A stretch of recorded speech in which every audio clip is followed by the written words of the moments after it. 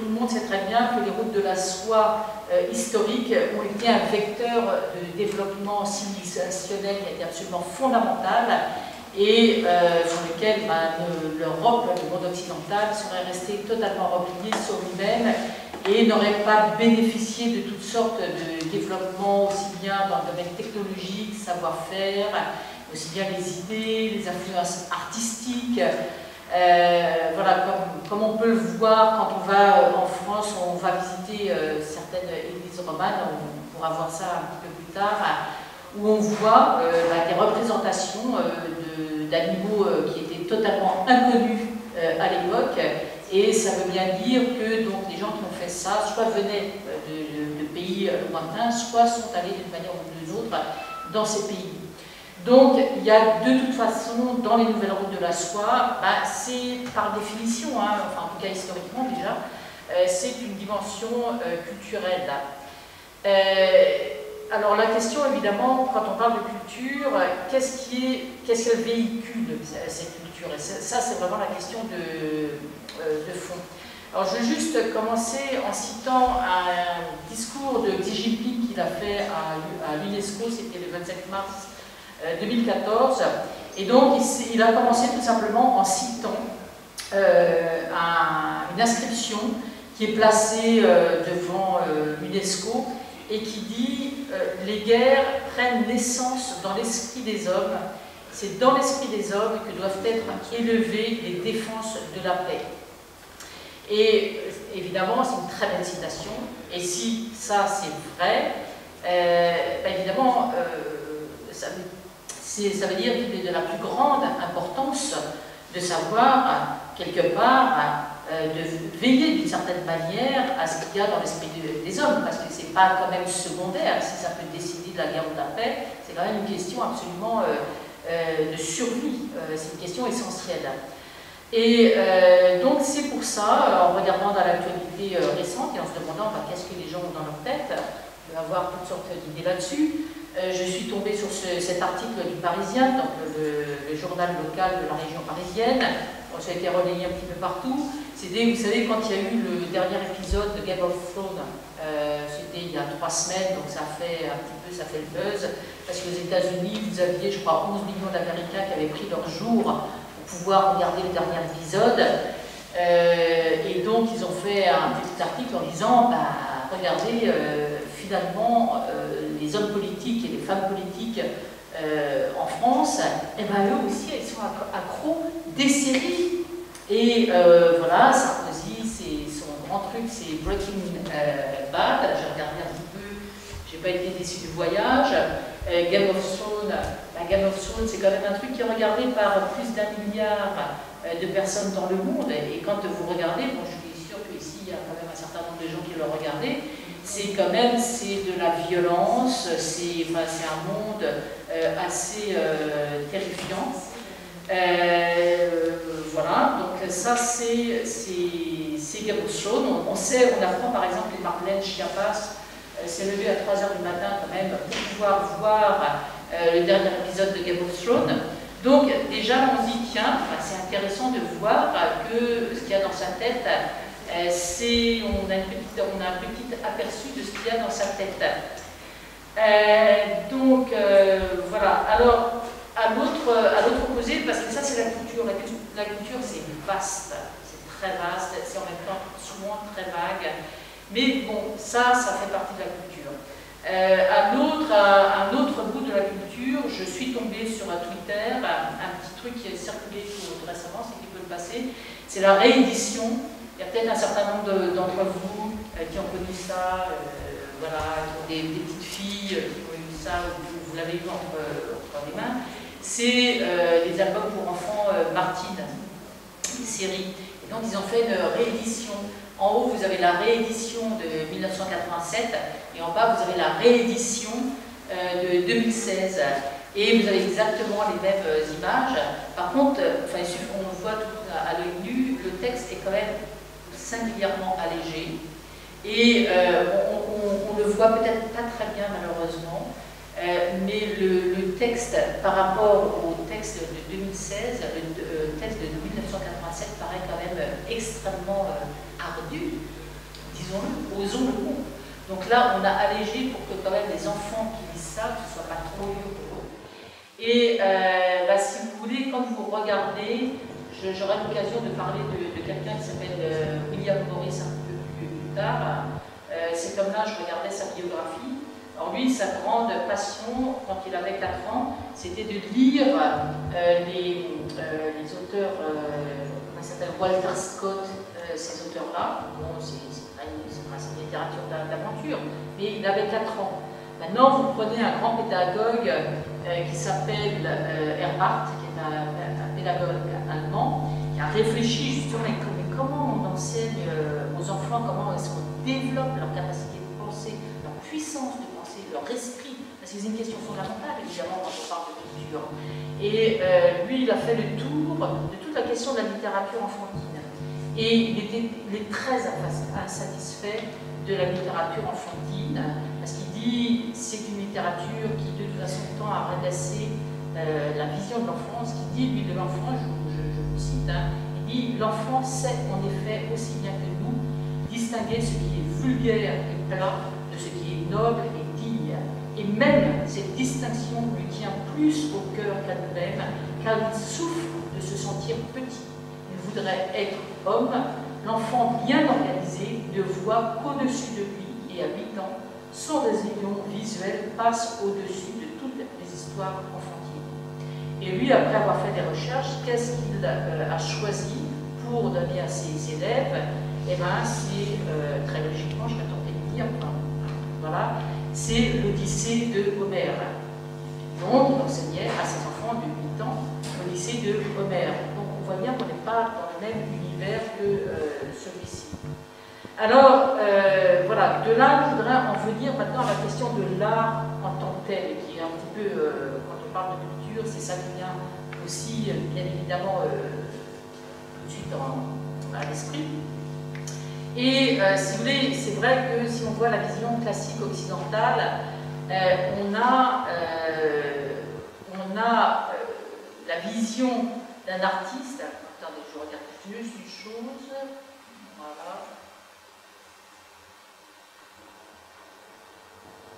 On a une vision de l'artiste qui est un petit peu considérée comme un intermédiaire, on pourra dire grosso modo, entre le monde profane et le monde divin. Vous avez un poète, par exemple, Percy Shelley, qui lui voit l'artiste, il parle du poète en l'occurrence, comme celui qui a une préscience d'un autre monde, qui est un monde, on pourra dire, plus beau, plus parfait. Or, aujourd'hui, on est dans un monde qui est très différent de ça. Et ce qu'on voit, c'est que dans la tête des gens, il y a une très grande confusion parce que vous avez aussi les frontières entre l'art, on pourrait dire en tant que tel, et toutes sortes de produits qui se veulent être de l'art. Cette frontière, quelque part, elle s'est effacée, et elle ne s'est pas effacée par hasard. Parce que vous avez d'un côté, pour résumer, 2 grosses branches. D'un côté, vous avez la culture populaire, le divertissement, ce qu'on appelle l'entertainment. Et ça, c'est toute la question de la world entertainment. Vous avez notamment ce qu'on appelle la world music. C'est tous les albums et tout ça. C'est une entreprise, si vous voulez, qui brasse des chiffres d'affaires absolument considérables. C'est des milliards de dollars. Et évidemment, ça touche des milliards de personnes qui sont évidemment accèdent à cette musique. Et là, ce qu'on voit, c'est que vous avez une entreprise qui, avant toute chose, derrière le paravent culturel, si vous voulez, est d'abord une entreprise financière. Et vous avez, à côté de ça, autre chose, qui est la culture, on pourra dire, pour le haut du panier. Et là, bon, ça touche évidemment un nombre de gens beaucoup plus restreint, mais qui est aussi très étroitement associé au monde de l'argent, mais là, au travers d'autres mécanismes. Et ce qu'il faut garder en esprit, c'est que dans les 2 cas, c'est justement ce qui va y avoir, ce qui va entrer dans l'esprit des gens et va façonner leur façon de voir le monde et aussi d'agir dans le monde. Alors, comme je vous disais, là on voit à point commun la question de l'argent.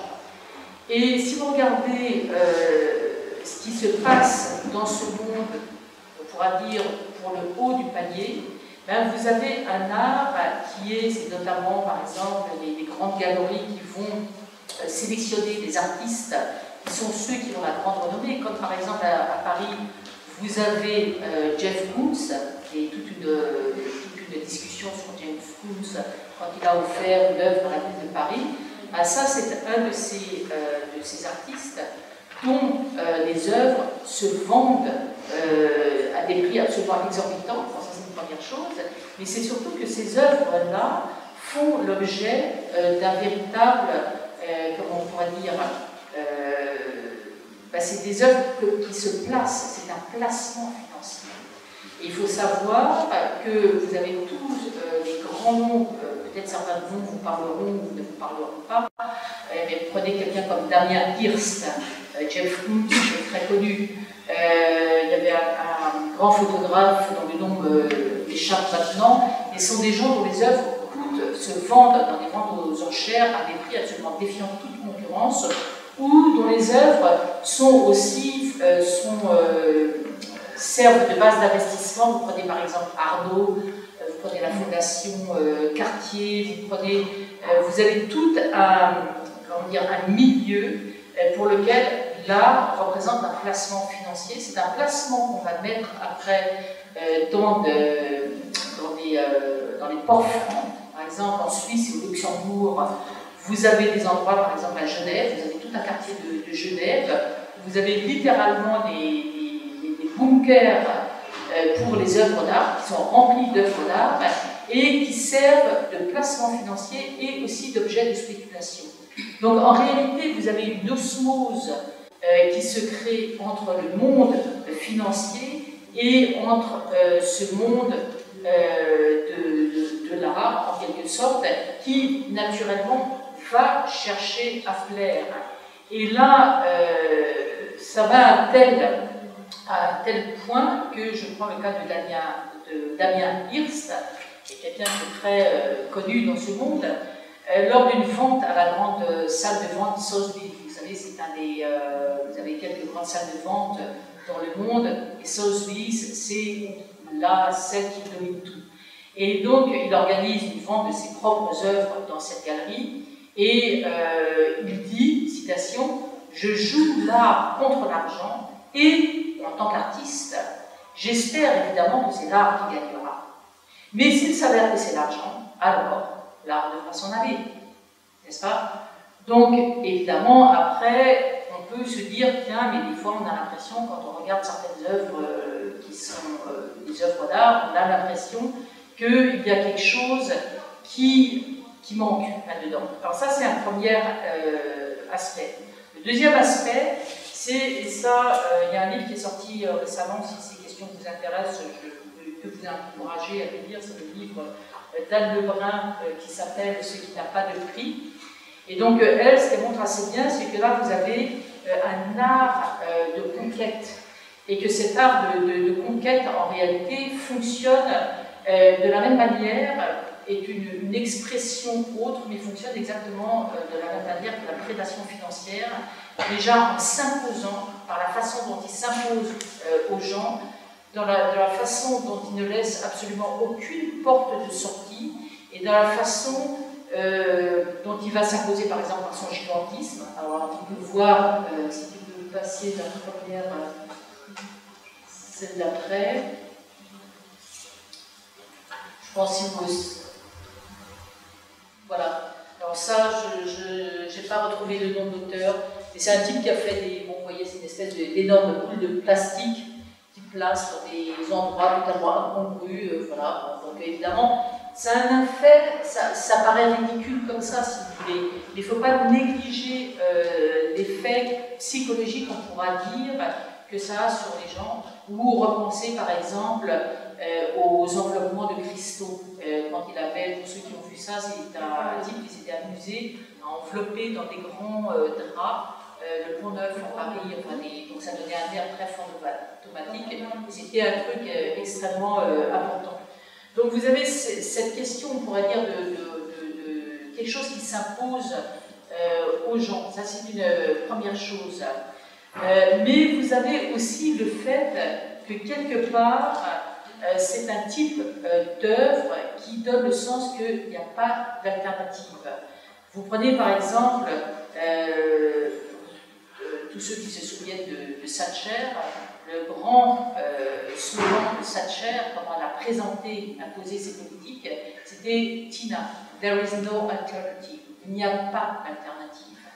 Et c'est assez amusant quand on voit que la campagne de Margaret Thatcher a été notamment lancée par un publiciste qui s'appelle Charles Saatchi, qui est aussi celui qui a promu d'ailleurs Damien Hirst.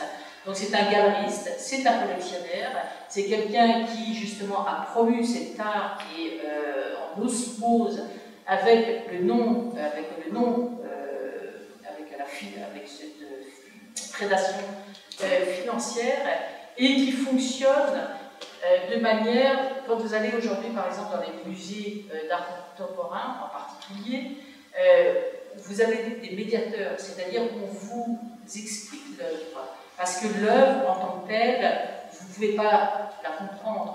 Donc, on vous vend un discours qui va, en quelque sorte, désarmer toutes les critiques. Par exemple, je n'ai pas réussi à retrouver la photo, mais il y avait une œuvre qui représentait une tête de veau. Enfin, ce n'est pas la représentait, c'était une tête de veau en train de pourrir dans une cage, avec des mouches autour. Donc ça, c'était l'œuvre.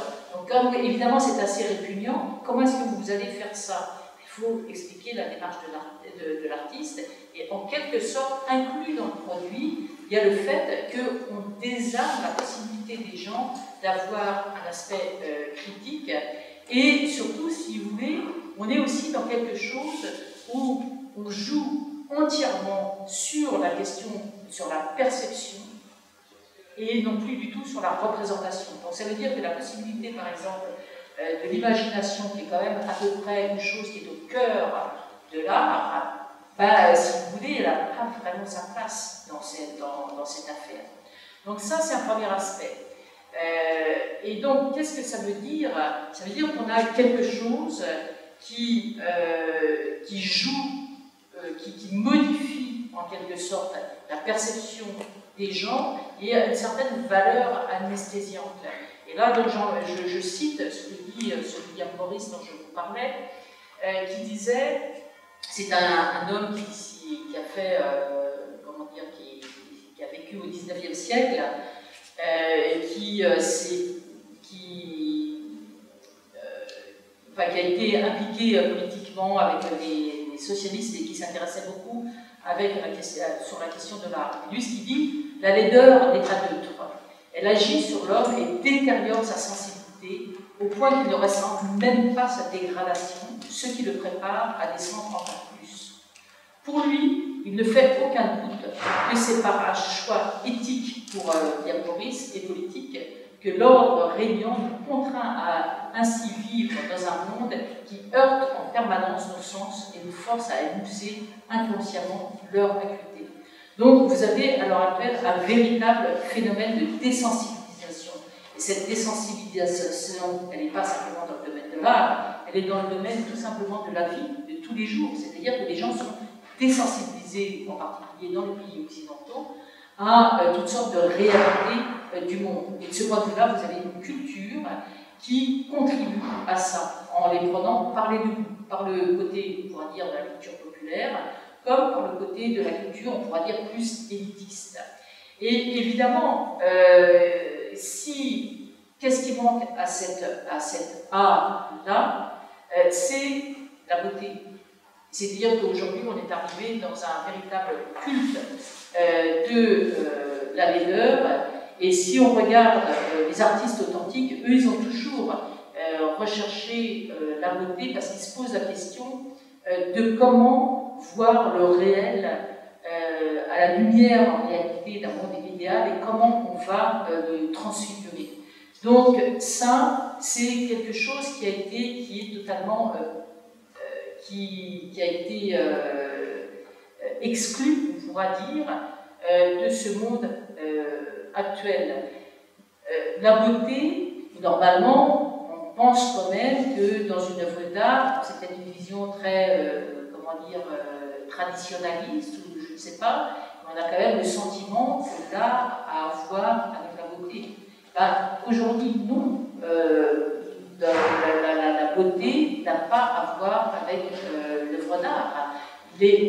L'artiste, le rôle de l'artiste, se conçoit comme celui qui va montrer la réalité du monde et vous décrypter cette réalité du monde, comme si on n'était pas capable de le faire nous-mêmes. Donc, je reviens sur Xi Jinping, qui, lors de son discours, a cité aussi Victor Hugo. Et Victor Hugo disait « Il y a un spectacle plus grand que la mer, c'est le ciel. Il y a un spectacle plus grand que le ciel, c'est l'intérieur de l'âme. » Et, conclut Xi Jinping, il dit « Face aux différentes civilisations, nous avons besoin d'une âme plus grande que le ciel. » Comment vous pouvez ramener ça? Ben, vous pouvez ramener ça si effectivement on réintroduit le sens de la beauté dans l'art. Pourquoi? Pas parce que c'est beau, parce que c'est plus, mais parce que tout simplement la beauté c'est pas quelque chose qui est simplement subjectif, c'est un besoin universel en réalité. Et si on ignore ce besoin, on est dans un désert spirituel, ce qui est le cas pour une grande partie de la population à l'heure actuelle. Et surtout, si vous voulez, la question de la beauté, c'est aussi une question qui est différente, je dirais, de l'esthétique et de l'esthétisation du monde qu'on vend à l'heure actuelle.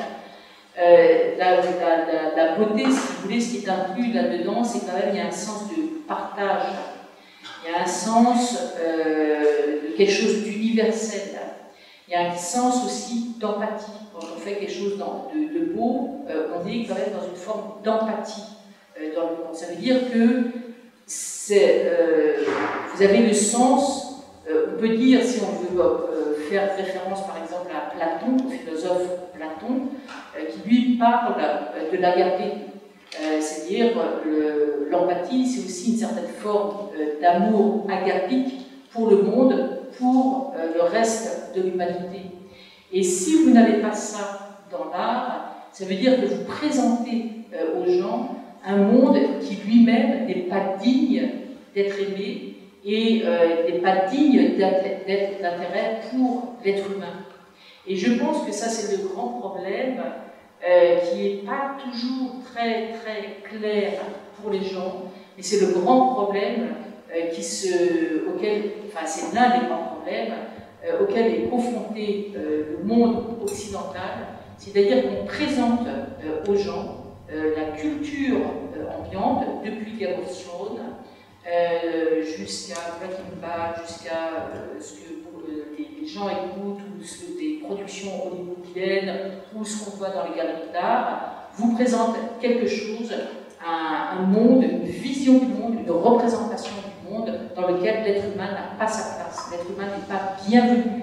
Donc si l'être humain n'est pas bienvenu dans la représentation qu'on a du monde, ben, évidemment toute action dans le monde, telle que par exemple les nouvelles routes de la soie, risque de ne pas être comprise. Et justement, ce que représentent les nouvelles routes de la soie, puisque je disais au début, c'est-à-dire que historiquement, justement, les routes de la soie ont amené ce sens, d'ouverture du monde, qu'il y avait des choses qui étaient belles, autres dans le monde, ce qui a été découvert au travers des apports, ça peut être aussi bien la soie, ça peut être des orfèvreries, la capacité par exemple des techniques d'orfèvrerie, c'était par exemple des choses lors des échanges des routes de la soie, ça peut être beaucoup d'autres choses, mais ce sentiment, il était là. Donc ça c'est une tâche urgente, c'est en même temps une tâche pour les nouvelles routes de la soie, mais c'est aussi ce qu'elles ont la dimension d'amener. Cependant, je pense que pour le devenir de ces nouvelles routes de la soie, c'est clair qu'il va y avoir aussi un défi, y compris en Chine, par rapport à cette question culturelle, et je pense que c'est pas pour rien que l'enseignement confucéen a été sciemment repoussé, enfin, quand je veux dire repoussé, que de nouveau il y a un effort pour faire en sorte que Confucius soit enseigné dans les écoles. Il y a un effort pour faire comprendre, pour faire découvrir la poésie, pour faire découvrir la peinture chinoise qui est très conscient. Et je pense que c'est très important parce que vous avez par exemple en Chine une très grande influence de la K-pop. Donc je ne sais pas si tout le monde ici sait ce qu'est la K-pop, peut-être les plus jeunes connaissent. C'est toute la pop coréenne qui est un truc, quand vous regardez ça, c'est quelque chose d'assez... Vous êtes vraiment dans la marchandisation de l'art, au sens, enfin l'art, c'est plus de l'art, ça devient un produit culturel, et un produit qui est là et qui a des effets sur les gens, et qui va avoir des effets sur les jeunes Chinois. Voilà, donc ça c'est un exemple parmi d'autres. Donc il y a un intérêt stratégique, je dirais, que cette question culturelle soit traitée non pas comme un truc à côté, quelque chose qui vient en plus, et on est content que ça vienne en plus, et c'est chouette, et ça fait bien, etc. etc. Non, c'est une question totalement essentielle, et qui est pour la survie même, qui est essentielle pour la survie même, et l'accomplissement de la réussite, je dirais, de ce qui est le rôle de la soirée. Voilà.